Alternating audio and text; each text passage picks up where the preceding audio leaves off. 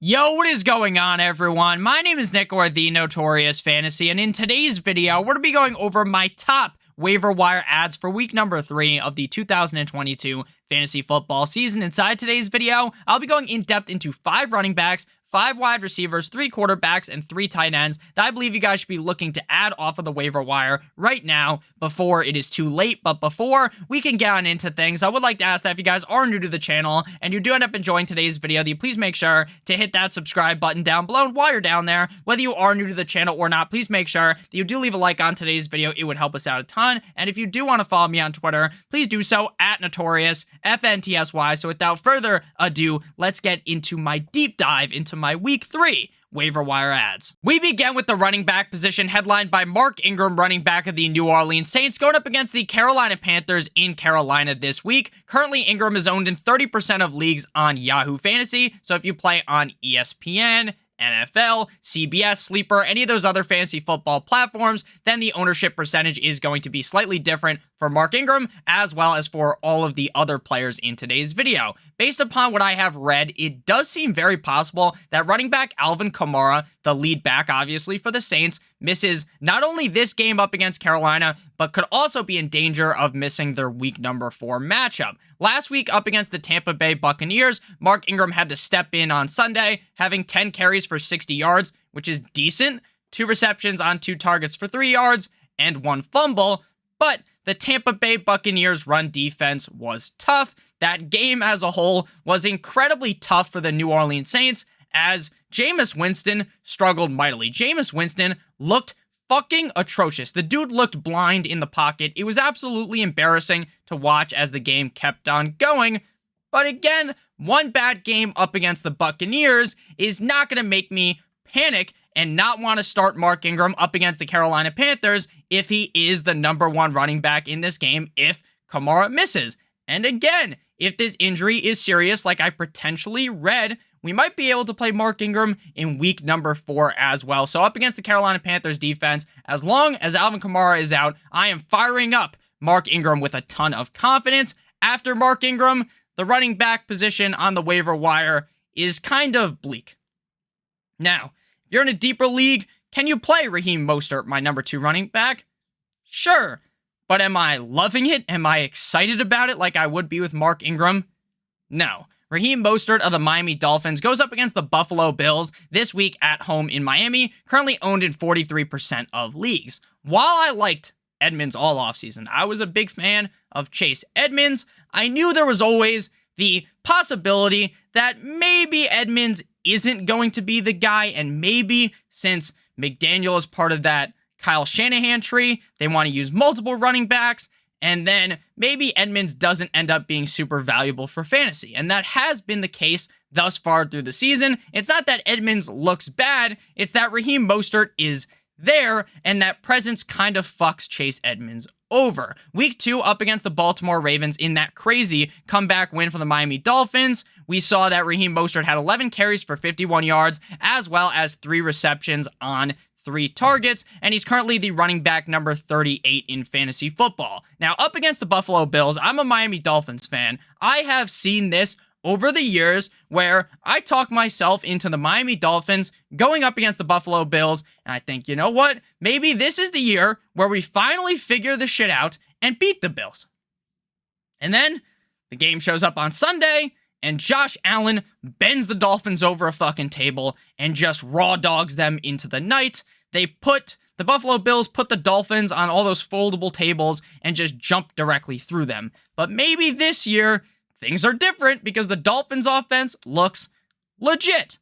Am I advocating that Raheem Mostert is a must-start player? Of course not. But if you are in a pinch at running back, there are definitely worse options than Mr. Raheem, the Dream Mostert. At number 3, we got Darrell Williams of the Arizona Cardinals going up against the LA Rams this week, currently 4% owned on Yahoo. James Conner's injury right now, based upon what I have read, is not considered to be a long-term serious injury that's going to take him out multiple weeks. And it does seem like he could be good to go in this game up against the Rams.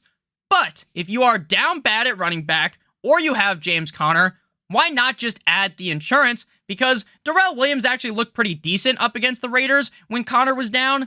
Obviously, they still have Benjamin, who they are going to use as well, but I think Darrell Williams might be able to get the more valuable carries. Last week up against the Raiders in that choke of a game by the Raiders, I have no fucking idea how they ended up losing that. I don't know if you guys are all on Twitter. I assume not everyone uses fucking Twitter, but there's a picture of the Raiders fans, because they have like a club in there, popping champagne in the third quarter when they're up. And then there's another picture that just shows the scoreboard at the end where they lost. I thought that was incredibly funny. But 8 attempts in that game for Mr. Williams for 59 yards and a tug, 2 receptions on 2 targets for 3 yards.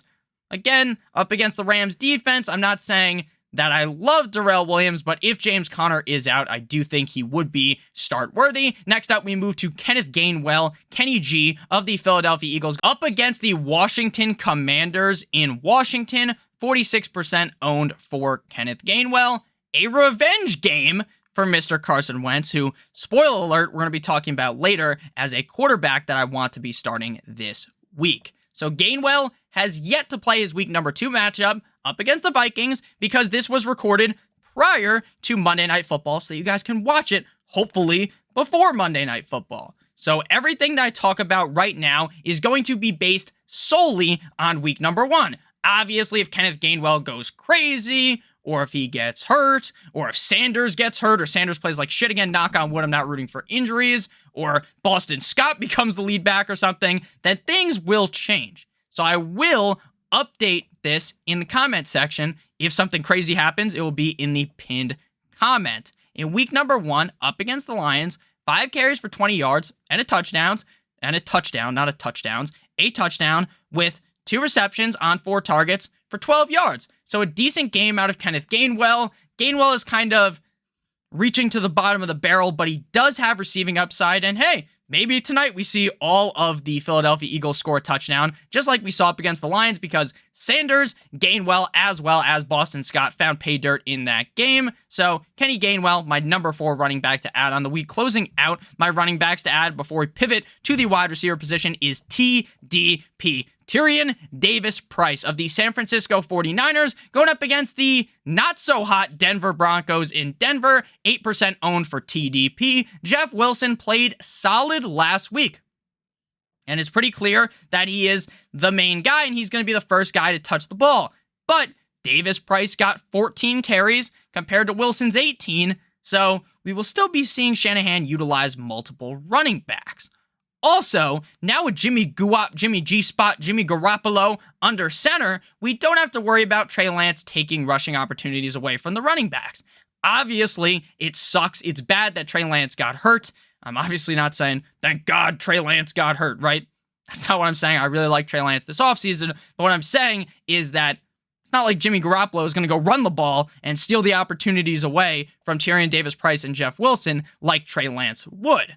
Price, though, while he was getting those carries, he was playing like the price before you put the fucking coupon in, okay? And even though that was a shitty reference, 14 rushes for 33 yards. Not very effective, Mr. TDP, but if you're looking for a deep flyer that could potentially pay off next week or going forward at the running back position, there's far worse players than Tyrion Davis-Price. Next up, we move to the wide receiver position, headlined by Garrett Wilson of the New York Jumbo Jets, going up against the Cincinnati Bengals this week at home in MetLife. 23% ownership percentage for Garrett Wilson. Back-to-back Michael Jordan 96-97 games with over 8+ targets. In week number 2, up against the Cleveland Browns. Remember, he used to play for OSU. 8 receptions on 14 targets for 102 yards. Not 1, but 2 tugs in that game, and he had 1 rush for -2 yards. Currently, Garrett Wilson is the wide receiver 10.5 PPR. Currently, Wilson is playing better with Flacco than Elijah Moore did. And Elijah Moore had that connection with Flacco from last season. So I'm not saying to panic, burn the fucking house down on Elijah Moore. I'm still holding him. Not going to trade him because his trade value is minuscule. It's minuscule, but I do think that Garrett Wilson right now is start worthy. The Cincinnati Bengals defense, boy, oh boy, what the fuck happened to the Cincinnati Bengals? What happened? Last year, they get hot, they go to the Super Bowl, they lose. That was a close game. They could have won the Super Bowl. But now, they get a better offensive line. The offensive line is now even worse of a fucking turnstile. They still have Jamar Chase. They still have Titty Boy T. Higgins. They still have Tyler Boyd. They still have Joe Mixon. And they add Hayden Hurst. So why are things going so poorly in Cincinnati? I don't fucking know. It's almost shocking. And there is one person to blame, and that's the head coach of the team, Zach Taylor. Is he not fit to be the head coach? That's the question that the Bengals are going to have to figure out. Now, do I think the Jets are going to roll up the Cincinnati Bengals and smoke them like a blunt? Of course not. That'd be crazy to think. But could the Jets be in this game? Yes. And could the Bengals turn it around? Definitely. So if the Bengals turn it around, then guess what the Jets are going to have to do? Throw the ball a million fucking times. So if they have to throw the ball a million times, then Wilson is going to get even more opportunity. When Zach Wilson comes back, could Wilson do a nosedive off the edge of the earth and Elijah Moore just ascends to the top of the mountain? Of course that could happen. But right now, it's Joe Flacco, baby. Week number 3. Garrett Wilson time. My number 1 wide receiver waiver wire ad. And like I said, he's currently the wide receiver 10. I understand, Nick, Monday Night Football didn't happen yet, the 2 games. Sure, he could fall down outside the top 15. Still very impressive for a rookie wide receiver. Next up, we move to Jacoby Myers of the New England Deflatriots, going up against the Baltimore Ravens. What happened, Ravens, last week? 35% owned for Jacoby Myers. At this point, to me, I think it's crystal clear. Rub the fucking crystal ball. Tells me Jacoby Myers is the clear, the undisputed, like, you know when Dana White's like announcing the fighter's like, the number 1, the undisputed, he's the undisputed wide receiver 1 in New England. I was Devontae Parker guy. I tried to talk myself into Devontae Parker because I thought this Patriots offense wanted someone like Devontae Parker. They wanted someone who's the bigger bodied wide receiver. But instead, Mac Jones tickles his fancy by just feeding the fucking ball to Jacoby Myers. Week 2 up against the Steelers, 9 receptions on 13 targets for 95 yards. Jacoby Myers still not the best at finding the end zone. We remember that last year? It was weeks. It literally was months until Jacoby Myers finally fucking scored a touchdown. But in half PPR, in full PPR, the guy is incredibly reliable because Mystic Mac Jones loves feeding him the ball. Now, I talked a lot about last week. Matt Patricia's an idiot. This, that, and the other thing. The game plan looked a little bit better up against the Steelers last week. Am I crowning Matt Patricia as some fucking genius? Well, maybe he is a genius because he's like a rocket scientist or something, but in terms of play calling for the offense, I don't think he's a genius. But I do personally believe that now Jacoby Myers is startable. This matchup up against Baltimore, a little bit scary because I don't think the Patriots are as good as the Dolphins, but I do believe that Jacoby Myers is going to see so many targets that he'll be just fine. He is currently the wide receiver 27 in half PPR. Next up, we move to Jahan Dotson, my number 3 wide receiver ad of the week of the Washington Commanders, going up against the Philadelphia Eagles. Currently, Dotson is owned in 43% of leagues. I don't remember if I mentioned Myers' ownership percentage, so that was 35% for Jacoby Myers. Even with scary Terry McLaurin and Curtis Samuel playing so well, and with Logan Thomas looking pretty good, Dotson is still a start-worthy player weekly, though he is touchdown dependent thus far. He's had back-to-back games with 1 touchdown, having 3 touchdowns on the year total. Last week, he scored 1 touchdown. The week prior, in week numero uno, he scored 2 touchdowns. 3 tugs in 2 weeks. Sounds like Deshaun Watson. Week 2 up against the Detroit Lions, 4 receptions on 5 targets for 59 yards and a score. Great. Again, not going to be a guy getting crazy amount of targets, 10 plus targets a week, right? You can't see that happening, but he's going to get his 4, 5, 6 targets, and if he finds pay dirt, then he's going to be valuable every single week. Currently the wide receiver 11 in half PPR. I don't expect him to continue to be a top 12 receiver weekly, but I do expect him to be a guy you throw in your lineup, you're happy with him. He's probably never going to have that crazy game where he drops 30 points, puts your team on his fucking back like it's Luke Skywalker carrying Yoda, but I do think that Misa-like, oh, that was Jar Jar Binks, goddammit, I was going to try to do some type of Yoda impression where you speak backwards, but if I don't write it down, there's no way I'm going to be able to do that, so, in the wise words of Jar Jar Binks, Misa-like Jahan Dotson. At number 4, we move to a player that has not played yet this season, Michael Gallup, the horseman himself, Dallas Cowboys wide receiver, going up against the Giants this week in MetLife. 27% owned for Michael Gallup. Now it is seeming more and more likely that Michael Gallup ends up returning this week up against the Giants. Now, am I going to bet my fucking life on Michael Gallup returning? No.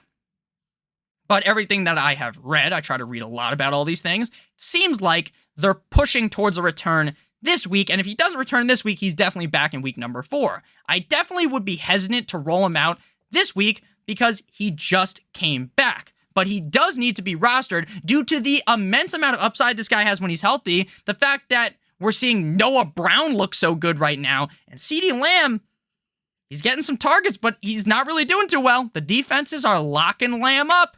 Cooper Rush, not the best, but it's good enough to play good against the Giants. If you're in a real pinch and you need Gallup, then you can play him if he plays. But again, far from an ideal starter in week 3. Before we pivot to the final wide receiver here and then go on into the quarterbacks and the tight ends to stream for the week, I'd like to give you guys a quick word from our friends, our sponsor over at Underdog Fantasy. They've been on your screen this whole entire time at the bottom left. Are your best ball teams already shit in the bed, right? Are your best ball teams looking not so hot because of injuries? Guess what? It's time to resurrect them. It's time to revive them. Head on over to Underdog Fantasy to resurrect them with their week 6 through week 17 best ball tournament. The entry fee is only $10. $10, $500,000 in total prizes, $100,000 to first place. All you gotta do is draft your team and that's it. You don't gotta worry about staying up on Tuesday night doing the fucking waivers. You don't have to worry about calling up your buddy Jim trying to make a trade. You don't even have to worry about setting your lineup because at the end of the week, Underdog Fantasy automatically gives you your highest scores and puts them in your lineup.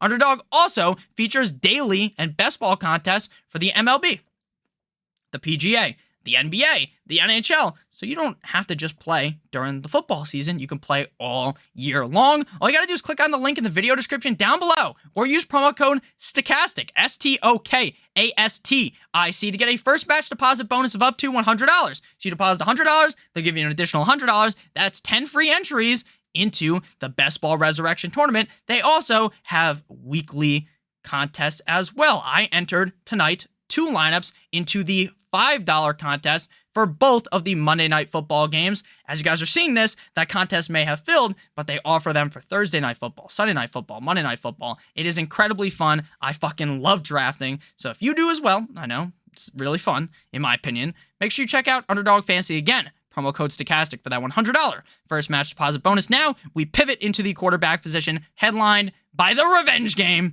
Carson Wentz up against the Philadelphia Eagles. 52% owned on Carson Wentz. Now, Carson Wentz is, you guessed it, the quarterback 3 in fantasy football through 2 weeks. Round of applause for Carson. Now, I know, Monday night, the games haven't played. But it's still incredible that right now he's the number 3 quarterback in fantasy football. In back-to-back games, Wentz has thrown over 40 times for 300-plus yards and 3-plus touchdowns. In week number 2 up against the Lions, 30 completions on 46 attempts for 337 yards and 3 touchdowns with an interception. He also had 2 rushes for 23 yards in that matchup up against the Lions. Wentz, not this crazy rushing quarterback, but he does certainly have 10, 15 yards maybe in him on a given week if he tries to run the ball.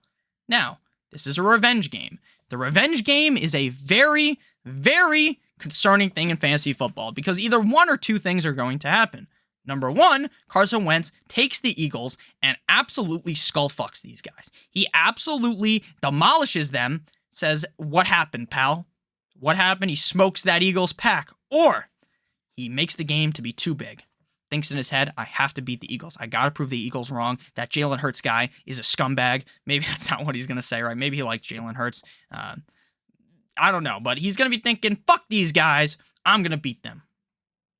Now, maybe he won't say that because I don't think I've ever heard Carson Wentz curse, but maybe he'll say, frick those guys, man. Let's beat them. And he plays like absolute shit because he makes the game out to be too big. So, based on what we've seen about around Wentz recently, Wentz has looked really good. Even though, besides Terry McLaurin, it's not like Jahan Dotson and Curtis Samuel are the second coming of the best receivers ever, but they're all playing well. Logan Thomas, it's clicking on all cylinders. So Wentz is pretty interesting up against the Eagles. Number 2, we got Jared Goff of the Detroit Lions going up against the Minnesota Vikings in Minnesota. 22% owned for Jared Goff. just like with Wentz, Goff is having a great season so far. He's quarterback 7 right now. Again, at any point in the season, things might fall off for Goff or Wentz. We've seen it happen before, but I'm perfectly fine riding with the hot streak right now. In week number 2, up against the Commanders, 20 completions on 34 attempts for 256 yards and not 1, not 2, not 3, but 4 fucking touchdowns. The Vikings defense, was that a fluke week 1 up against the Packers? Maybe, maybe not. We'll see tonight. But I think the Lions are much better than people originally thought. And I think Jared Goff might be legit. Now, again, I'm not saying he's like a top 12 quarterback, not going to say something crazy, but I do think he's start worthy. And now we're at number 3. We're kind of at the bottom of the fucking barrel. You got to start a guy. He's available in most leagues, 11% owned. Marcus Mariota of the Atlanta Falcons going up against the Seattle Seahawks in Seattle. Now, if you watch the defenses to stream video, I talked about Seattle because it's entirely possible that there's not many defenses available in your league, and they're a low-owned play that has a lot of upside because it's not like Mariota's amazing, but he is currently the quarterback 10, mostly due to his immense rushing upside, ranking 2nd behind Justin Fields in rushing attempts thus far at the quarterback position. In week number 2 up against the LA Rams, tough matchup. Tough fucking matchup. 17 completions on 26 attempts for 196 yards, 2 touchdowns. He did have 2 interceptions, but he also had 6 rushes for 16 yards. Seattle, though, much easier opponent than the Rams, so there's a way that Mariota finishes as a top 12 quarterback up against the Seattle Seahawks. Now we close out today's video with the tight end position, headlined by Hayden Hurst of the Bungles, going up against the New York Jumbo Jets in MetLife. 16% owned for Hayden Hurst, despite me shit-talking the Bengals and talking about how they've been awful and the struggles offensively. Hurst just seems like a key piece in the game plan, with back-to-back games of over 6 targets, or 7 targets, actually, over 7 targets. Week 2 up against Dallas, again, not a great game for the Bengals. 5 receptions on 7 targets for 24 yards. He's currently the tight end 15 in half PPR. Again, I'm not saying that Hayden Hurst is a mortal lock every week to be in your lineup, but up against the Jets, maybe this is the first week we see Hayden Hurst score a touchdown and his point total climbs. Hayden Hurst, it looks like a decent start this week. Again, not the most ideal, but if you are streaming tight ends, you can certainly see a reason to start Hurst. Next up, we got Logan Thomas of the Commanders going up against the Eagles, 14% owned. Hayden Hurst was 16% owned. I don't remember if I mentioned that. It's honestly shocking. Shocking how good this Commanders offense is and how good the Commanders pass catchers are. How the fuck is McLaurin, Samuel, Dotson, and Thomas guys I want to start every week? That's crazy, especially with Carson Wentz as the quarterback. Week 2 up against the Lions, 3 receptions on 5 targets for 37 yards and a score. He's currently the tight end, 8.5 PPR. Again, not a crazy target hog. He's not like what I thought Kyle Pitts was going to be. That's a point for another video. What's happening with Kyle Pitts? Logan Thomas looks all right up against the Eagles. Final tight end to stream. Now you're really down bad here. Tyler Conklin of the Jets up against the Bengals, 3% owned, so probably can get him unless you're in a 32-team league. At least while Flacco is the quarterback, I think Conklin could be start-worthy right now. Now, he might not be listed as a starter in my tight end video because then I just list everyone as a start, right? You want to kind of make sure you got like a consensus, like top 15, 16 tight ends that I actually want to start. But if you're down bad, Conklin is fine because Flacco's just feeding him the fucking rock. Last week up against the Browns, 6 receptions on 9 targets, 6 of 9. Very nice. I like for 40 yards. Currently the tight end 10 in half PPR. Nothing wrong with that. Nothing wrong with that. They got a lot of tight ends, but it appears Conklin is the numero uno tight end on the teams. Thank you guys all so much for watching today's video. If you did end up enjoying, make sure you hit that subscribe button down below as well as hitting that like button. It would help me out a ton. If you do want to follow me on Twitter, please do so at NotoriousFNTSY. Thank you again to our sponsor of today's video, Underdog Fantasy. I love you guys all so much. Again, if you have any questions about week number 3 or maybe week number 2 questions because the games haven't started yet, ask me down below in the comment section. I love you guys all so much. Hope you have a great rest of your guys' day. And as always, goodbye.